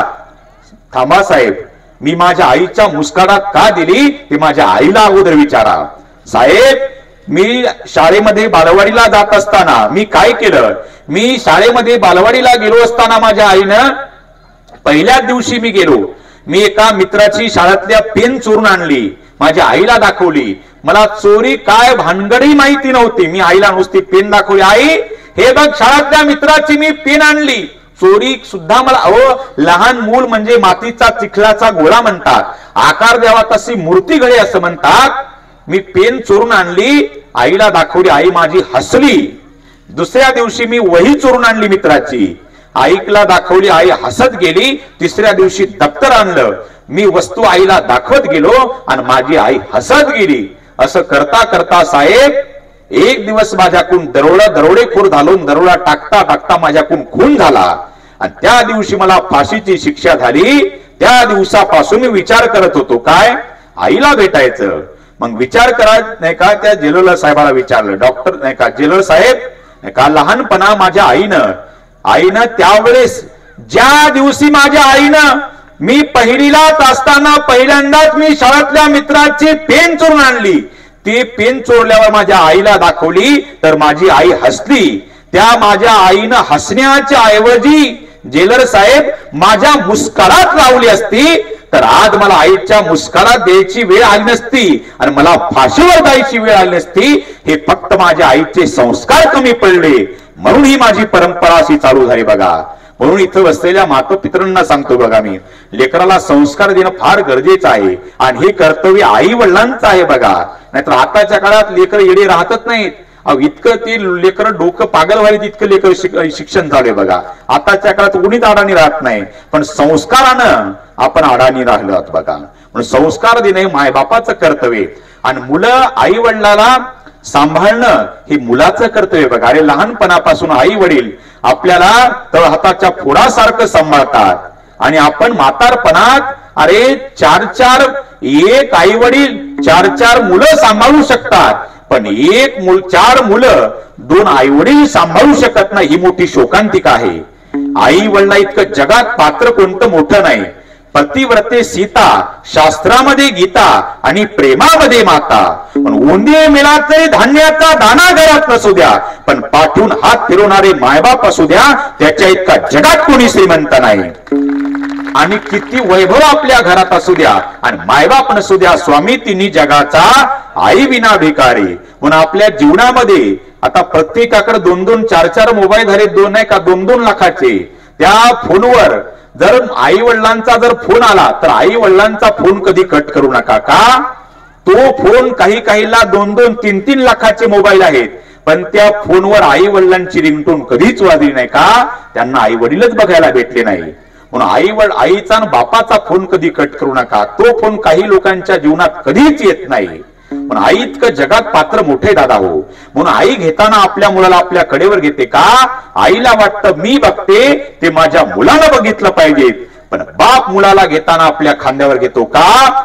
बापाला वाटतं मी बघितलं नाही ते माझ्या मुलाला बघितलं पाहिजे. शेण काढणारा बाप असू द्या, फाटक धोतर फाटकी बंडी घालणारा तुमचा बाप असू द्या, पण आपला मुलगा एसीच्या गाडीमध्ये पुढच्या सीटवर बसून आला पाहिजे ही उराशी स्वप्न बाळगणारे फक्त माय बापच असतात बघा. पण तुम्ही जगात कुणाला घाबरा नाही तर नका घाबरू. फक्त दोघाला घाबरत जा. कुणाला? एक बापाला घाबरत जा आणि दुसरं पापाला घाबरत जा. जो बापाला घाबरला त्याचा संसार सफल झाला आणि जो पापाला घाबरला त्याचा परमार्थ सफल झाला बघा. आज यामुळे आपण कमी आहोत बघा. बरं का, ढगाड गेला सूर्य किंवा चंद्र परत दिसल, पण मातीआड गेलेले आई वडील परत आपल्याला दिसणार नाही. म्हणून विचार करण्यासारखी गोष्ट दादा हो. आज आई वडिलांचं इतकं जगाच्या पात नाही का, तुम्ही श्रीमंताच्या किती पाया लोक टेकवा डोकं मस्तक टेकवा, पण ते पायच नसतील तर आपलं मस्तक कुठं टेकवावं आपण? आणि ते मस्तक टेकवायचे ते माय बापाच्या चरणावर. नाहीतर विचार करा, माय माऊल्या बसल्यात पुरुष मंडळी, आईचंही पात्र जगात मोठे आणि बापाचंही पात्र, पण आईचं प्रेम समाजाला दिसतं, बापाचं प्रेम लपून असतं. नाहीतर आपण दिव्या देवापुढे ते दिवा लावला होता, आपण समय पेटवतो बघा. समय पेटलेली ज्योत सगळ्यांना दिसते, तसं आईचं प्रेम सगळ्या समाजाला दिसतं. बघा कशी ज्योत पेटली, बघा कशी ज्योत पेटली, पण तुम्ही त्या समय जवळ जा आणि समयला हात लावा, चटका लागली एवढी तपलेली असते. माझा दृष्टांत संपला. दिसणारी ज्योत हे आईचं प्रेम, पण तापलेली समय हे बापाचं प्रेम आहे. नाहीतर आई आई आई सगळ्या जगाने सांगितले, अरे पण बापानं कुठं घोडं मारले कुणाचं? पण बरं का, प्रभू रामचंद्र वनवासात गेल्याच्या नंतर सुमित्रा माता, कौसल्या माता रडल्या, कैकई माताही रडल्या, यात नवल नाही. पण प्रभू रामचंद्र वनवासात गेल्याच्या नंतर 6व्या दिवशी रामाचं 6 वेळेला नाव घेऊन दशरथ राजानं आपला प्राण सोडला. त्या दशरथ राजाचं कुठं प्रेम कमी पडलं बघा. भगवान श्रीकृष्ण सगळ्याला सोडून जातात, त्यावेळेस यशोदा माता, देवकी माता रडल्या, ह्या सगळ्या जगाला दिसल्या. पण दो पावसामध्ये वसुदेवानं यमुनीच्या पलीकडे भगवान श्रीकृष्णाला तोंडात पाणी जात होतं, पण आपल्या डोक्यावरचं टोपलं खाली टेकवलं नाही. त्या वसुदेवाचं प्रेम कुठं कमी पडलं? आई वडला इतकं जगात प्रेम करत नाही दादा कोणी. नाहीतर बाळणपणाची तुम्हाला ज्यावेळेस बघा आई किती प्रेम करते. ज्यावेळेस बाळंत व्यथा होते त्यावेळेस डॉक्टर येतात त्या घरमालकाकडे, पाटील सांगा काय करू? 2 पैकी 1 जगल, एक तर तुमची मंडळी जगल, नाहीतर लेकरू जगल. म्हणजे लेकरू पोटात आडवं आले, लेकरू आडवं आले पाटील. जर तुमची मंडळी जगायची असेल तर लेकराचे तुकडे तुकडे करून बाहेर काढावे लागतात. आणि लेकरू जर जगावं असं वाटत असेल तर तुमच्या बायकोला मरावं लागतं. सांगा पाटील काय करू? वेळ कमी आहे. त्यावेळेस तो घरमालक म्हणतो, डॉक्टर साहेब लेकरू मेलू तर मरू द्या, माझी मंडळी वाचवा. पण तो डॉक्टर त्याच वेळेला त्या दवाखान्यामध्ये गडबडा लोळणाऱ्या त्या प्रसूतीगृहामध्ये जातो आणि त्या माय माऊलीकडे येतो. मावशी, मी कुणीकडून डॉक्टर झालो मलाही माहिती नाही, आपण एका मायच्या पोटी जन्माला आलो, पण परिस्थिती मोठी अवघड आहे मावशी. तुम्हाला जर जगायचं असेल तर लेकराचे तुकडे तुकडे करून बाहेर काढावे लागतात, आणि लेकरू जर वाचवायचं असेल ना तर तुम्हाला मरावं लागतं. सांगा काय करू? वेळ कमी आहे. त्यावेळेस ती माय माऊली तिच्या डोळ्याला धारा लागतात आणि ती तुळशीची माळ हातात घेते. डॉक्टर साहेब, आमच्या घराण्याची अशी पद्धत आहे बघा, लेकरू जन्माला आल्याच्या नंतर 5व्या दिवशी त्याच्या गळ्यात माळ टाकतात. ही माझ्या गळ्यातली माळ माझ्या आजीनं टाकली डॉक्टर साहेब, माझ्या आजीनं टाकली. माझी आजी आज जिवंत नाही, माझी आजी मेलेला 10 वर्ष झाले डॉक्टर साहेब. माझ्या तुळशीच्या माळाची शपथ घेते आणि माझ्या मेलेल्या आजीची शपथ घेते. डॉक्टर साहेब, मी मेले तरी मरू द्या, पण माझ्या कुळाचा दिवा वाचवा. याचं नाव आई आहे बघा. म्हणून माय बघा, समजून घ्या आई वडिलाला. आणि आज या गोष्टीची खरी गरज आहे. आज घराघरातल्या सुनाला वाटलं पाहिजे, ही माझी सासू नाही, ही माझी माय आहे. आणि घराघरातल्या सासूलाही वाटलं पाहिजे, ही माझी सून नाही, माझी पोटची लेक आहे. असं झाल्यानं काय होईल? ज्या दिवशी सुनाला वाटल ही माझी सासू नाही, माझी जन्मदाती माय आहे, आमच्या देशामध्ये एकही म्हातारी वृद्धाश्रमात जाणार नाही. आणि ज्या दिवशी सासूलाही वाटल ही माझी सून नाही, माझी पोटची लेक आहे, आमच्या देशामध्ये एकही सून रॉकेल ओतून पेटणार नाही. या माणुसकीची आज गरज आहे. विठ्ठल विठ्ठल.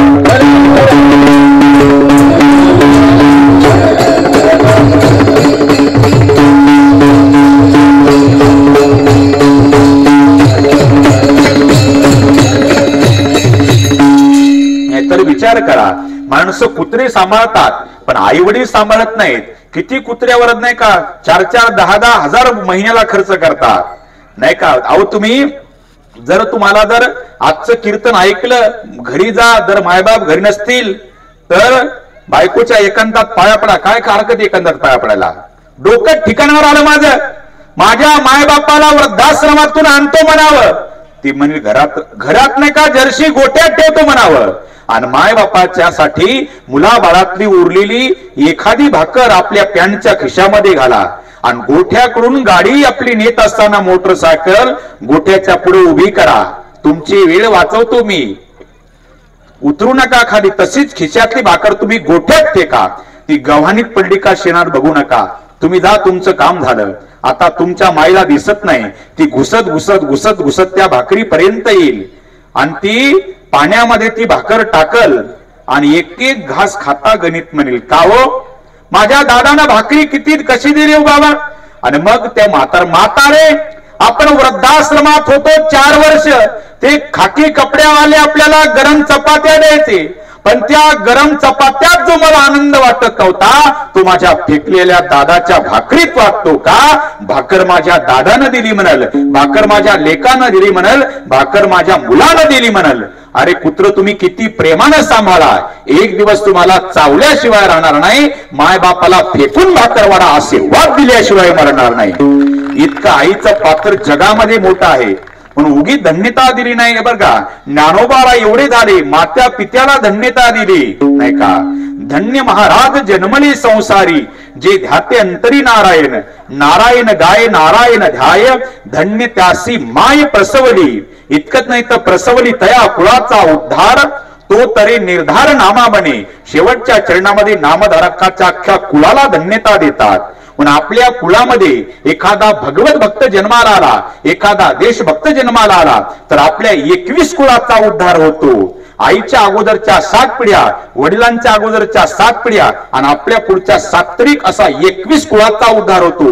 आणि कुपुत्र जन्माला आला तर 42 कुळ नरकाला घालतो. सुशीलो मात्र पुण्येन, पितृपुण्येन चतुरता, दातव्य वंश पुण्येन, आत्मपुण्येन सौभाग्यता.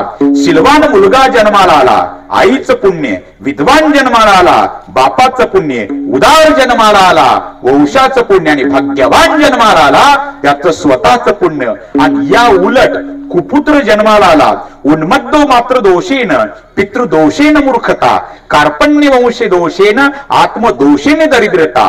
उन्मत्त मुलगा जन्माला आला, त्याच्या मम्मीचा पाप.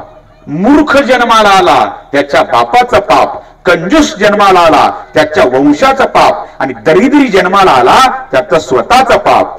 पण देशभक्त असा हरिभक्त जर जन्माला आला तर आपल्या 21 कुळाचा उद्धार होतो दादा.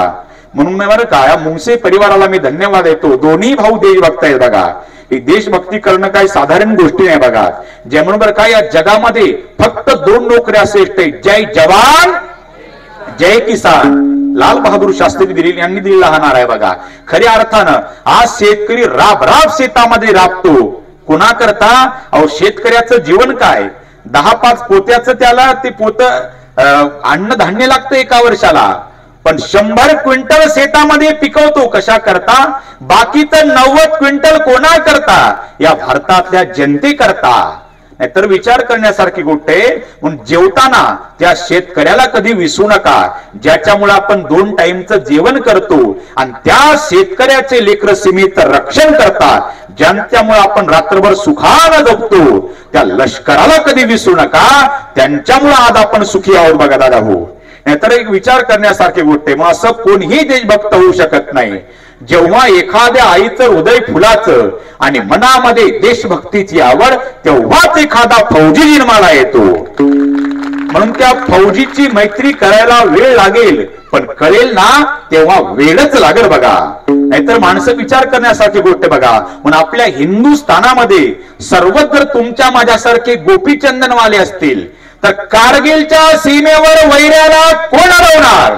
एक लक्षात ठेवा, आमच्या देशाच्या जवानाच्या खांद्यावर रात्रंदिवस बंदूक आहे, म्हणून तुमचं माझं कपाळावरचं चंदन सुरक्षित आहे. आमच्या देशाच्या जवानाच्या जर बंदुका खाली आल्या, आपलं चंदन मिटलंच म्हणून समजा. पण मऊ मेना होणी पण कठीण वज्रास भेद वैसे, दोन्हीची गरज आहे दादा हो. नाहीतर का मग मी नेहमी सांगत असतो, अरे एखाद्या वेळेला नाहीतर माणसं जिवंत फौजीला जीव लावत नाहीत आणि मग गेल्यावर मग त्याला रेल्वेमध्ये जिवंत असताना जागा देत नाहीत. आणि मग गेल्यावर व्हॉट्सअपला स्टेटस पडतात, मिस यू भावा आणि शहीद भावा. म्हणून मी नेहमी सांगत असतो, एखाद्या वेळेला तुम्ही देवाच्या मंदिरासमोरून जाताना देवाच्या पाया पडला नाही तरी चालल, पण एखादा जर फौजी समोर आला ना त्याला शरूट मारल्याशिवाय राहू नका, हीच खरी देशभक्ती ठरल. नाहीतर माणसं हल्ली म्हणतात बघा, दंगा झाला बोलवा आर्मीला, लेकरू बोर मध्ये पडलं बोलवा आर्मीला, अतिरेकी घुसले पूर आला बोलवा आर्मीला.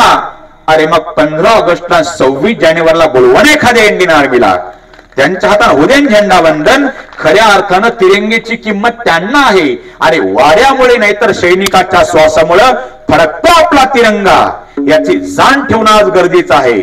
नाहीतर मुलं मुली करता मरतात, मुली मुलांकरता मरतात. अरे मरावं तर आपल्या देशाकरता, आपल्या धर्माकरता, आपल्या राष्ट्राकरता मरावं. क्यों मरते हो बेवफा सनम के लिए, 2 गज जमीन तक नहीं मिलेंगी तुम्हारे दफन के लिए. अरे मरना है तो मरो वतन के लिए, हसीना भी दुपट्टा फाड़ लेगी तुम्हारी कफन के लिए. आज त्यांच्यामुळे आज आपण सुखी आहोत. नाहीतर जगात सगळ्या नोकऱ्या, सगळ्या नोकरीला मी इज्जत देतो बघा, पण इज्जतदार नोकरी फक्त देशभक्ताची. म्हणून मी नेहमी सांगत असतो, अरे जंगल में पेड़ तो बहुत है, जंगल में पेड़ तो बहुत है लेकिन चंदन जैसा नहीं. अरे दुनिया में तो नौकरी बहुत है यार, लेकिन फौजी जैसी नहीं. इज्जतदार नोकरी ती दादा हो. आणि आज त्यांच्याकडेच आपलं दुर्लक्ष झालंय बघा. त्यांच्यामुळे आज आपल्या या देशाला शोभा आहे. 3 सजावत देश को सती संत और शूर, 3 लजावत देश को कपटी कायर और क्रूर.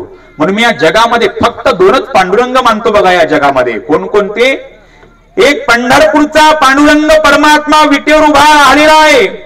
तो पांडुरंग परमात्मा आलेल्या भक्ताचे संकट निवारतो. पण आमचा मिलिटरीचा पांडुरंग जम्मू काश्मीर उभा असणारा, ज्याच्यावर खांद्याच्या खांद्यावर बंदुके, तो आलेले संकट स्वतः घेतो. म्हणून त्यांचे आपण उपकारच मानले पाहिजे दादा हो. त्यांच्यामुळे आज आपण इतके सुखी आहोत आणि भाग्यवान आहोत बघा. तुमच्या गावात आहेत काय देशभक्त आणखी नाही का? असतील तर त्यांच्याही आई वडिलांना करता जोरदार टाळ्या वाजव बघा. आज देशभक्तीचं कार्य आज तेवढ ठेवणं आज गरजेचं आहे बघा. छत्रपती शिवरायांची भक्ती, छत्रपती शिवरायांची शक्ती, जगद्गुरु तुकोबा यांची भक्ती, आणि तेव्हाच होईल आपल्या या भारत देशाची प्रगती. विठ्ठल म्हणून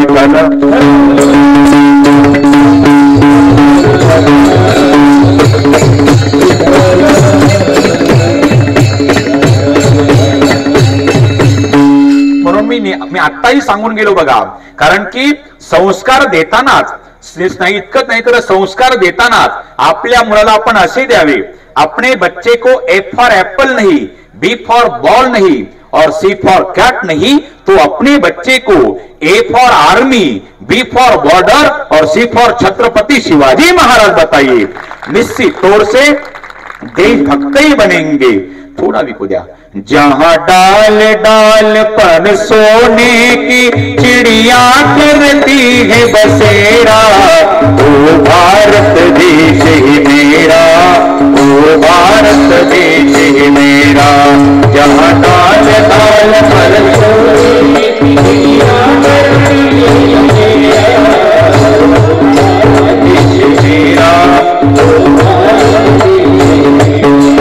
जहाँ सत्य हिंसा और धर्म का लगता पग पग मेला, ओ भारत देश ही मेरा, भारत देश ही मेरा. जहाँ सत्य हिंसा और धर्म का लगता है पग पग मेला, ओ भारत देश ही मेरा, देश ही मेरा. ये धरती वो जहाँ ऋषि मुनि जपते प्रभु नाम की माला, हरि ओम हरि ओम हरि ओम. ये धरती वो जहाँ ऋषि मुनि जपते प्रभु नाम की माला, जहाँ हर बालक एक मोहन हर राधा एक बाला, हर राधा एक बाला. जहाँ सूरज सबसे पहले आकर डाले अपना डेरा, ओ भारत देश मेरा, ओ भारत देश मेरा. जहाँ डाल डाल पर बसेरा ओ भारत देश मेरा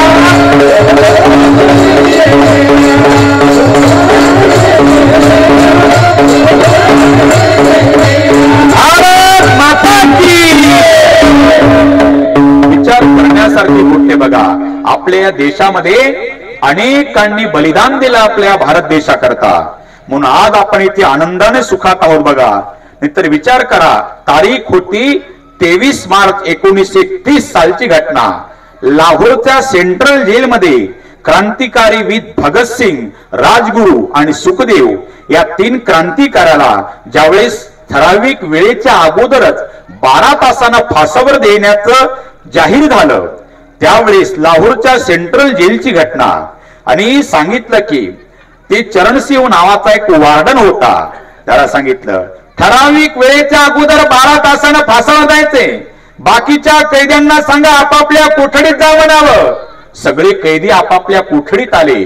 पण झालं काय, कैद्यांची कुजबूज झाली, का रे आज आपल्या लवकर एवढं बंद का केल्या गेलं.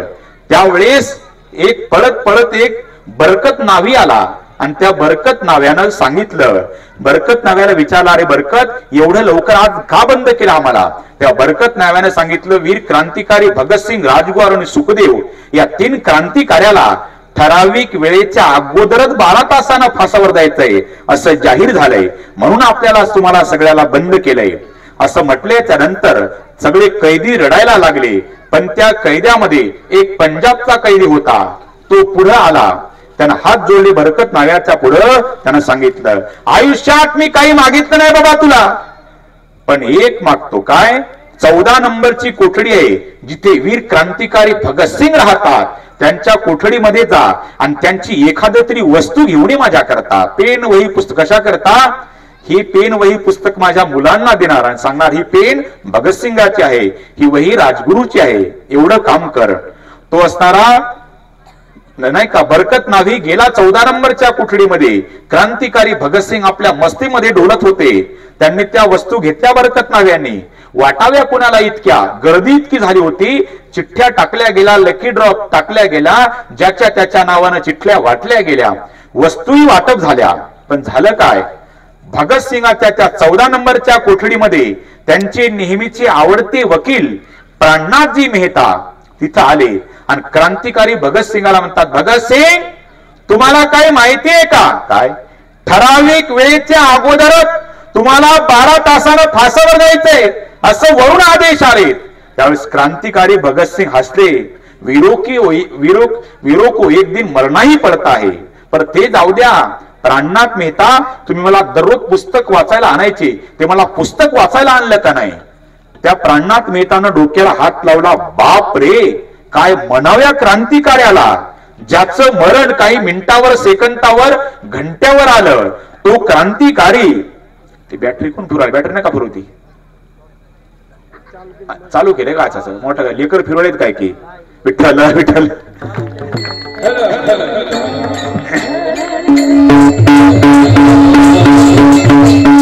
क्रांतिकारी भगतसिंगाला सांगितलं, क्रांतिकारी अहो तुम्हाला फासावर जायचंय 12 तासांना अगोदर, ते नका सांगू, मला पुस्तक वाचायला आणत होते ते आणलं का नाही. झालं काय, असं डोक्याला हात लावला. म्हणाव का या क्रांतिकार्याला, पुस्तक एका मिनिटात हातात दिलं प्राणनाथ मेहताना. कुणाच्या? भगतसिंगाच्या. भगतसिंग पुस्तक वाचत होते आणि पुस्तक इकडे वाचत होते आणि इकडे प्राणनाथ मेहताच्या डोळ्याला धार लागल्या. या क्रांतिकार्याची या जन्मीची माझी शेवटची भेट. नमस्कार केला क्रांतिकार्याला. भगतसिंग येतो आता मी. आणि तिथून निघून गेले.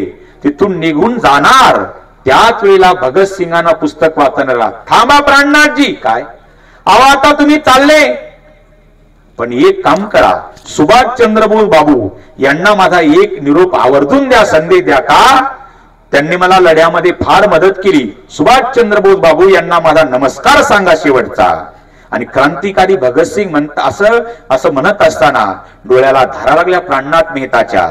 आणि सांगितलं, प्राणनाथ मेहतानं सांगितलं, क्रांतिकारी भगतसिंग या भारताच्या जनतेला तुमचा काही शेवटचा संदेश द्यायची इच्छा आहे का तुमची? एकच संदेश द्या माझा. काय? साम्राज्यवाद मुर्दाबाद आणि इन्क्लाब जिंदाबाद हा माझा नारा भारतातल्या घराघरापर्यंत पोहोचला पाहिजेत. असं म्हटल्याच्या नंतर त्या क्रांतिकारी भगतसिंगाला शेवटचा मानाचा मुजरा घातला प्राणनाथ मेहतानं आणि तिथून निघून गेले. आणि ते निघून गेल्याच्या नंतर ही गोष्ट त्यांच्या आईला कळली. कुणाच्या? भगतसिंगाच्या आईला. आई पळत निघाली लाहोरच्या सेंट्रलच्या जेलच्या दिशेनं. आईच्या डोळ्याला धार लागल्या. भगतसिंगानं सांगितलं, आई रडू नको मा, रोना नाही, वीरो की मा रोती नाही मा.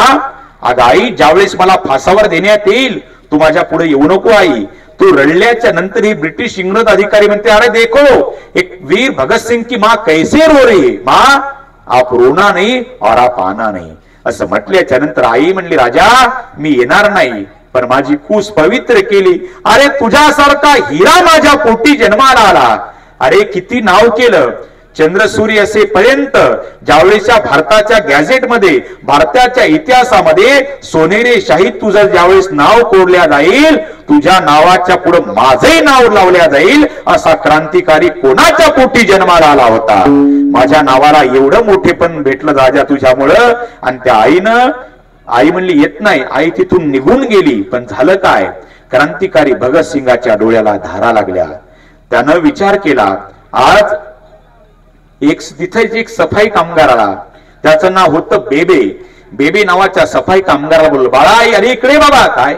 ज्या आईनं मला जन्म दिला त्या आईच्या हातचं मला शेवटचं जेवण करायची इच्छा झाली. तो बेबी नावाचा सफाई कामगार पळत गेला. आई साहेब, तुमच्या क्रांतिकारी भगतसिंगाने तुमच्या हातचं शेवटची जेवण इच्छा केली आहे. आईनं मोठ्या प्रेमानं देवाला नैवेद्य करतो तसं जेवण दिलं. क्रांतिकारी भगतसिंग जेलमध्ये आहेत आणि तो बेबी नावाचा सफाई कामगार लाहोरच्या सेंट्रल जेलच्या गेट पर्यंत आला. त्या इंग्रज बेमान अधिकाऱ्यांनी त्यांना आज जाऊ दिलं नाही आणि त्या क्रांतिकारी भगतसिंगाला शेवटचं जेवणही करू दिलं नाही. पण झालं काय? क्रांतिकारी भगतसिंग विचार करतात, आता माझ्या आईचं जेवण येईल, मग येईल. पण येत नाही जेवण. क्रांती आणि असं म्हणतात बघा, माय मरावी पण आशा उरावी असे म्हणतात. पण आज भगतसिंगाची माय जिवंत होती पण त्यांची आशा मेली होती. नाही का? माझ्या आईचं हातचं जेवण जाऊ द्या पण आईनं भेटू द्या. ही भारत माता, धरती माता माझी माताच आहे. साष्टांग दंडवत घातला या धरती मातेला आणि आपल्या डोळ्याच्या आसूंना अभिषेक केला. आणि डायरेक्ट व्यायाम चालू केला. व्यायाम करणाऱ्या भगतसिंगाकडे का जेलरनं बघितलं. जेलरनं सांगितलं, क्रांतिकारी भगतसिंग, हा व्यायाम जगण्याकरता का मरण्याकरता? म्हणजे अहो तुम्हाला काही मिनिटात सेकंदात तुम्हाला फासावर जायचंय आणि तुम्ही व्यायाम करता. मग हा व्यायाम जगण्याकरता किंवा मरण्याकरता? त्यावेळेस सांगितलं वीर क्रांतिकारी रणनं नाही का भगतसिंगांना सांगितलं, जेलर साहेब मी व्यायाम का करतो याचं उत्तर आहे का? माझी आई दररोज देवपूजा करते आणि मला लहानपणी म्हणायची, बाळा भगतसिंग जा बाळा बागेतून फुलं येऊन घे. जेलर साहेब मी दररोज माझ्या आईला फुलं आणून देतो. पण माझी आई काय करायची? टवटवीत फुलं देवाला व्हायची आणि कोमेजलेली फुलं बाजूला फेकून द्यायची. मग मी आईला विचारलं, का ग आई असं का करते तू? टवटवीत फुलं देवाला वाहते, कोमेजलेली बाजूला फेकते. त्यावेळेस माझ्या आईनं फार गोड उत्तर दिलं जेलर साहेब. माझ्या आईनं सांगितलं, भगतसिंग तुझ्या आईचा देव आणि तुझी ही माता कोमेजलेले फुलं स्वीकारत नाही, टवटवीत फुलं स्वीकारते. मग सांगा जेलर साहेब, ज्या माझ्या मातेचा देव आणि माझी जन्म देणारी माता जर टवटवीत फुलं स्वीकारत असेल तरी भारत माता माझी माताच आहे. या भारत मातेच्या कुशीमध्ये जाताना मी माझा सुकलेला चेहरा कसा नेऊ जेलर साहेब? म्हणून मी व्यायाम करतो. अशा क्रांतिकारी भगतसिंगानं हसत हसत त्या फासापर्यंत आले. आणि त्यावेळेस अख्ख्या कैदी रडत होते. यात नवल नाही. चरणसिंह नावाचा वार्डन होता. त्याच्या 30 वर्षाच्या ड्युटीमध्ये तो कधी रडला नाही. पण आज एका 3 क्रांतिकार्याला फासावर जाताना बघितलं आणि 1.5 तास उशीमध्ये हुमसू त्यानं रडू आपला दिवस घालवला. उगीच आपल्या भारताला आझादी भेटली नाही दादा. आज खऱ्या अर्थानं देशभक्तांनी एवढा असा गोड असा सोहळा केला बघा. त्यांच्याकरता जोरदार टाळ्या वाजवा बघा एकदा. विठ्ठल विठ्ठल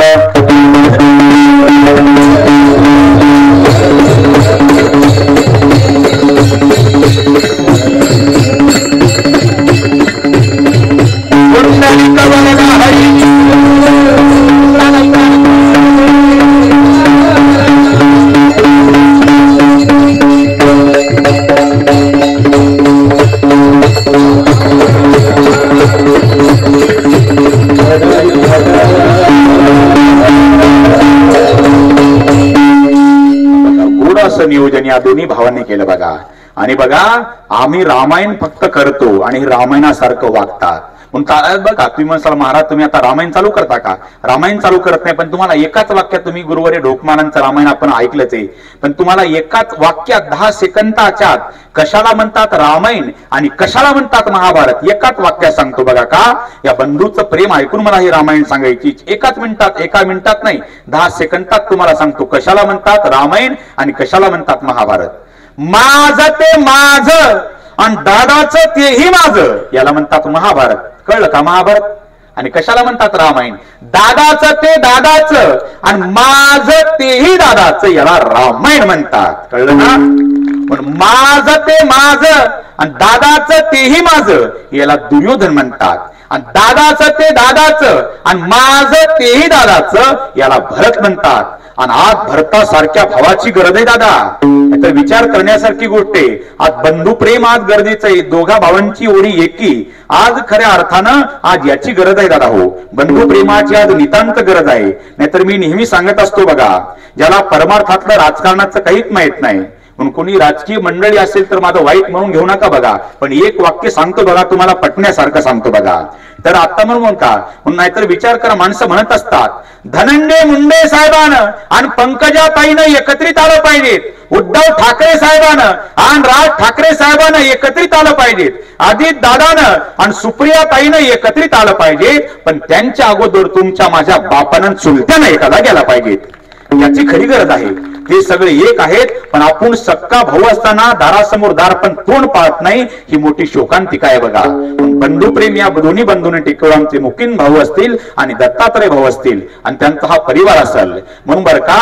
आज दोन्ही बंधूंना मी विनंती करतो, दोघेही स्टेजवर या. आमचे मुकीन भाऊ असतील, दत्तात्रय दोघं या. कारण प्रत्येक कीर्तनात मी फौजींचा सत्कार करत असतो. तुम्ही आज एक म्हणून नाही, प्रत्येक कीर्तनात बघा मी हात हार घालून दोघेही भावांचा मी सत्कार करतो. जोरदार यांच्यासाठी टाळ्या वाजवा बघा. असंच बंधू प्रेम कायम टिकून राहावं असे भगवंताच्या चरणी प्रार्थना करतो. फार कष्टातून याच्या आईवडिलांनी हे विश्व निर्माण केलं, पण त्याच्या आईवडिलांकरता जोरदार पळत टाळ्या वाजवा बघा. या भाऊ पुढे फोटो काढा तरी कोणीतरी इकडे पुढे पुढे दोघांच्या करू तुम्ही मोठे. कारण की ये भारत हे बघा, ये भारत संस्कारण श्रीमंत देश आपला. कारण ये भारत कोई भूमि का टुकड़ा नहीं है, ये जीता जागता राष्ट्र पुरुष है. ये वंदन की धरती है, ये अभिनंदन की धरती है, ये अर्पण की भूमि है, ये तर्पण की भूमि है. यहाँ की नदी नदी हमारे लिए गंगा है, यहाँ का कंकर कंकर हमारे लिए शंकर है.